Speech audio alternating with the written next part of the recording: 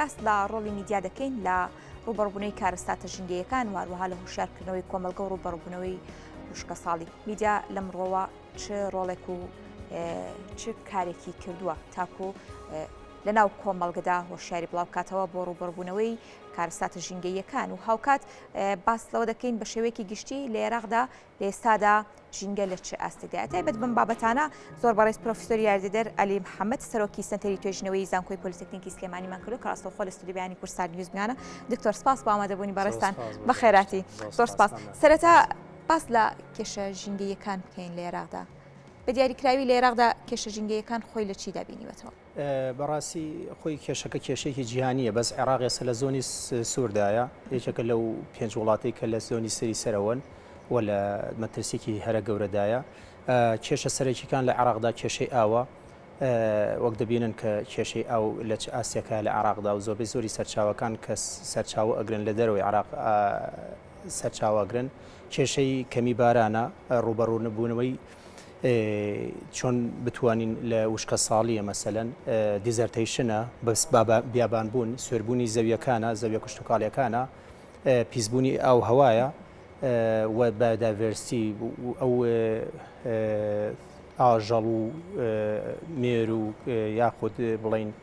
باڵندانی کە هەمانە بەرەو لە ناوچوونە چنەیش بەهۆی گۆڕانی کەش و هەوا مەناخ لە سەرزەوی و بە تایبەتیش لە عێراق جگە لەو بەروبوومە ماڵیاتانی کە هەمانە ئەمانە کۆمەڵە کێشە گەلێکن کە بەڕاستی ئەمڕۆ ڕوبەڕووی عێراق بۆتەوە و پێویستیان بە چارەسەر هەیە. باشە لەم نێوەندەدا دیارە میدیا هەمیشە ڕۆڵێکی سەرەکی هەبوو لە پەنجە خستنە سەر پرسەکان و هاوکات دۆزنەوەی ڕێگە چارەسەر بووی تایبەت بە کێشە ژینگەیەکان لە عێراق و لە ناویشاندا گەر باس لە هەرێمی کوردستان بکەین میدیا چ ڕۆڵێکی بینیوە ئەگەر پێشتر بگەڕێنەوە بۆ پێشتر لە دوای مؤتەمەری یاخود کۆنگرەی ستۆکۆڵم لە ساڵی 1972دا کە گیرا و بەسترا ڕۆڵی میدیا وەکو فۆرمێکی تازە هاتە ئاراوە بۆ پەرەپێدان بە بیئە و برەودان بە بیئە وەک ئەزانن لە عێراقیش و لە کوردستانیشە لەو ئەچی مستەڵحەکە تۆزێ نوێ بێت تازە بێت شێوازێ لە شێوازەکان بەڵام بەڕاستی ڕۆڵ و کاریگەری میدیا زۆرە لەسەر تەوعیەکردن و هۆشیارکردنەوەی کۆمەڵگا تاکەکان و گەیاندنی زانیاری بە تاک بە تاک چونکە تۆ کە دانیشتوی لە ماڵەوە سوسیال میدیام ڕۆدەورێکی ڕۆڵێکی گرنگی هەیە و میدیاکان زۆرێک کاتێک کە خیتابێک یاخود مقابلەی یاخود هەر شتێک لەمانی کە ئەکرێت لە ڕووی میدیاوە ئەگەێنرێتە تاک بە تاکی ماڵەکان و نێو کۆمەڵگا و ئەکرێ هەموو چین و توێژەکانی ناو کۆمەڵگا گوێبیستی ئەو زانیاری و ئەو معلوماتانە بن. ئێمە وەکو سنتەری توێژینەوە هەستمان دەرکمان بۆ کردوکە ڕۆڵی میدیا ڕۆڵێکی گرنگە بۆی بە باشمانزانی وەرشۆپی لەسەر ئەو بابەتە بکەین و هەوڵبین لەگەڵ میدیاکاراندا زیاتر بێنە پێشەوە و زیاتر احتیمام بە مەسلەی ژینگە بن چونکە مەسلەی ژینگە مەسلەیەکی گشتگیرە هەمومان ئەگرێتەوە پێویستمان بۆەوەی ئەو زۆر خێرایە مش پێویسترە لە زانکۆ و لە کۆلێج و لە بەحسەکان بینە دەرەوە بەڕاستی بگەرین بینە ناو کۆمەلگا تا کۆمەلگا هەڵوێستەیەکی زیاتر و زانیاریی زیاتریان هەبێت دەربارەی ئەو کێشانە و چۆن بە هەمومانەوە دەستەجەمی ڕوبەڕووی کێشە ژینگەیەکان بینەوە. دکتۆر لە ئێستادا میدیا لە ئاستی پێویستدا کاری کردووە یان هێشتا ماوێتی؟ هێشتا ماوێتی بەڕاستی وەکو وتم نوێیە بەداخیشەوە یعنی میدیاکار لە مەجای ژینگا زۆر کەمە لەسەر ئاسی عێراق و کوردستانیشتا یعنی ئەگەر بپرسیت چەند کەس اختصاصی هەیە لەو مەجالە بەداخەولەوە چێ نەمبیستوە کەسێک اختصاصی تایبەتی هەبێ لە ئاسی کوردستانە کە خۆشحاڵە بینەگەل لە داهاتوە کەسێ بتوانێت بابەتی ماستەرەکەی تێزی ماستەرەکەی یا دکتۆراکەی لەو مەجالە برەو پێدا و هەندێک میدیاکاریشمان ڕاهێنان پێ بکەین کە بەڕاستی ژینگە دۆست بن هاوڕێی ژینگە بن وە زانیاریان پەرزانیاری بن بە ژینگە کاتێک کە ئەمەد هەبوو تەختی ئەعلامی بۆ هەر مەجالێکی ژینگەی ئەەکەی جوانتر مەزجەکە ئەگات و ڕۆنتریش ئەگات لە ئاسێکی زۆر ئەوەن ئەو تۆدانیە لە ئێستا بەڵام خۆشحاڵە بین ئەگەر وەزارەتەکانیش بە وەزارەتی خوێنی باڵا و پەروەردەشەوە بێنە سەرخەت لەگەڵ وەزارەتەکانی ترا و بتوانین کۆمەڵە کەس پێ بگەێنین کە لەو ئاستا و لەو بوارە ئاسپی خۆیان تاو بن. باشە پێگەاندنی میدیاکارێکی ژینگەی یاخود ڕۆژنامەوانێکی ژینگەی کە تایبەت بە پرسە ژینگەیەکان بێت دەکرێت بڵێ ئەمە ئەرکی ڕاگەیاندنە ئەرکی تیڤیەکانە یاخود ئەرکی زانکۆیەکە پێویستە کەسێکی ئەکادمی تایبەت بە پرسە ژینگەیەکان پێ بگەێنێ و کار بەتەنها لەسەر ژینکە بکار لە ڕووی میدیاییەوە. دروستە ناتوانم بڵم بیزەبت ئەرچی حکوومەتە یاخود زانکۆی یاخود ڕاگەیان کارە چونکەوە حەزیەکە خۆشببختانەیە سابینین هەنێ ڕاگەیان کار هەسان بۆ کارە خۆیان بەڵام پێویستە زیاتر احتیمامیان پێ بدرێت زیاتر دەستیان بگیرێ زیاتر معلومات و زانیاریان پێ ببەخشێ پێویستە میدیاکارەکان داوا بکەن ینی لە وەزارەتی خوێندی باڵایە لە هەر وەزارێتێک کە معنیە بە مەوزوعەکە و وەزارەتی خوێندی باڵاش پێویستە هاوکار بێت لە هەمان مەجااللا بۆ ئەوەی بەڕاستی هەم بە شێوەیەکی زانستیان و دروستانە و هەم بە شێوازێکی جوانتر ئێمە بتوانین ئەو کێشە ژینگەیانی کە هەیە ڕوبەڕووی بینەوە کە ئێستا بەڕاستی ڕوبەڕووی عێراق بۆتەوە چونکە بەڕاستی کێشەیەکی هەرە گەورەی و ڕوبەڕووی کۆی کۆمەلگا بۆتەوە بۆی بەرپرسیارەتێک بەرپرسیارەتی هەمووانە.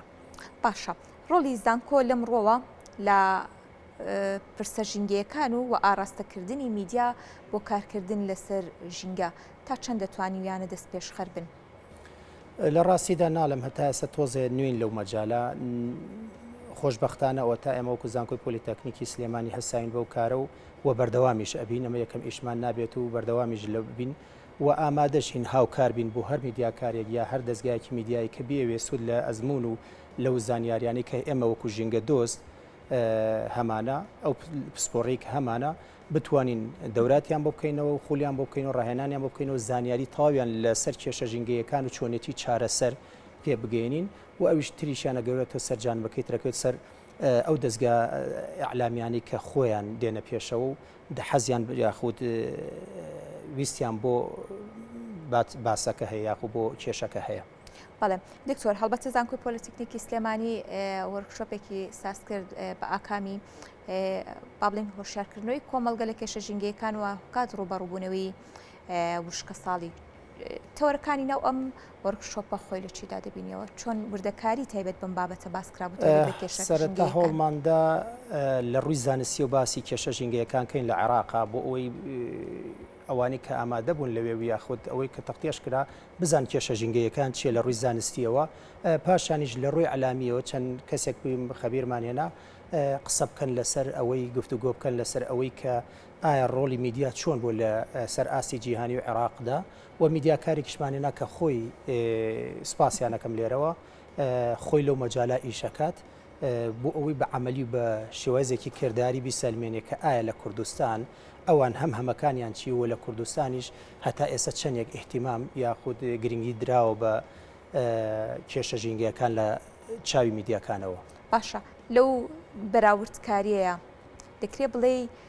جیاوازیەکە لە چ ئاستێکدا بوو گرنگیدانی میدیا جیهانیەکان بە کێشە ژینگەیەکان و هاوکات گرنگیدانی میدیای کورد بە کێشە ژینگەیەکان دەکرێت بڵێ بەراوردەکە زۆر جیاوازی هەبوو. ئەروەڵا ئەتوانم بڵم کە جیاوازێکی زۆرە چونکە ئێستا لەسەر ئاسی وڵاتانی پێشکەوت و گرنگێکی زۆر بەرنامەی تایبەت هەتا بگرە کەناڵی تایبەت هەیە بە ژینگە بەڵام لە کوردستانە بە شێوازێک لە شێوازەکان ئەو احتیمامی پێ نەدراوە و نەگەشتێتەوە ئاسی کە ئێمە بەڕاستی دڵخۆش بین پێی فەندێکی زۆر هەیە پارێکی زۆر هەیە کە UN یا وڵاتانی پێشکەوت و ئەدرێت بە میدیاکارانی کە لەو مەجاالە ئەسپی خۆیان تاو دەدەن و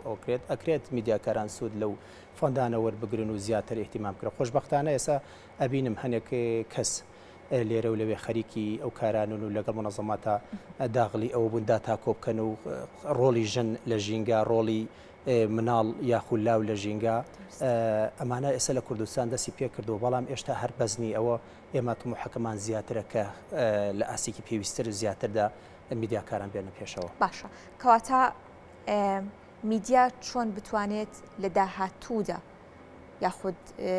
لە ئێستەوە با بڵێن دەست پێ بکە بۆ کارکردن لەسەر ئەم پرسە ئەبێت هەنگاوەکان لەکوێوە بێت. هەنگاوەکان بەڕاستی یەک پێویستە کۆمەڵێ ڕاگەاندکار پێبگەێنرێت لەو مەجالانە احتیمام بدرێت بە کێشەکان لەکوێ هەن زانیارەکان لە کۆ بکرێتەوە و پاشانیش هەوڵ بدرێت خەڵکانی پسپۆڕ بانگ بکرێت باگی هەش بکرێت و توێژیان لەگەڵا بکرێت و لە هەمان کاتا پێویستە بەرنامەی تایبەت بەو باسە هەبێت لە زۆربەی زۆری کەناڵەکانە وەگە بینی زۆربەی ئێستا کەناڵێکی زۆرمان هەیە چ ناوخۆی و چ سەتەلایەتیش بەڵام ئەگەر سێرێکی کەی لە ئاسکی زۆر نزمە احتیمام دراوە بە بیئە کە خۆی لە خۆیان کێشەکە زۆرە و پەیوەستە بە ژیانی ڕۆژانەی ئێمە و بە تەندروستی ئێمە و بەداهاتووی ئێمەوە. تایبەت بەم کارانە ڕۆڵی میدیا لە هۆشیارکردنەوەی تاکی کۆمەڵ یاین تاکەکان بۆ پاراستنی ژینگە بۆ زیادکردنی ڕوبەری سۆزایی لەم ڕۆوە کارەکان بەکوێ گەیشتویان دیدەکان چۆن بیندراوە؟ خۆشببختانە دەست پێکراوە لە پێشوشەوە هەبووە بەرنامە هەبووە لە هەنێک کەناڵ بەڵام کاریگەری بەڕاستی میدیا بۆ گەیاندنی مەسجەکان وە زانیاریەکان زۆر خێراترە لەوەی کە من لە پۆلێکەوە یاخول بە توێژین و بیگەێنمە کۆمەڵە خەڵک ئەوەی کە لە بەردەست ئێمایە کۆمەڵە خوێنکارەکە ئێمە دەرسی پێ ئەڵین لە ساڵانە و لەوتێ 40-50 کەس بتوانین پێ بگەینین بەڵام ڕۆلی میدیا بەڕاستی زۆر لەوە گرنگترە کە ئەتوانێت ئەگەر بە چاوپێکەوتنێک بێ یا بە بەرنمەیەکی تایبەت بێ یاخو حتا بە راپۆرتێک بێت لەسەر مەسەلەکان ئەتوانێت بگاتە تاک بە تاکی ئەم کۆمەڵگایە بە چینە جیاوازەکانیشەوە. بەڵێ زۆر سپاس بۆ ڕوونکردنەوەکانی بەڕێستان زۆر سپاس بۆ پرۆفسۆری یاریدەری دکتۆر عەلی محەممەد سەرۆکی سەنتەری توێژینەوەی زانکۆی پۆلیس تەکنیک سیبانی سپاس بۆ بەڕێستان.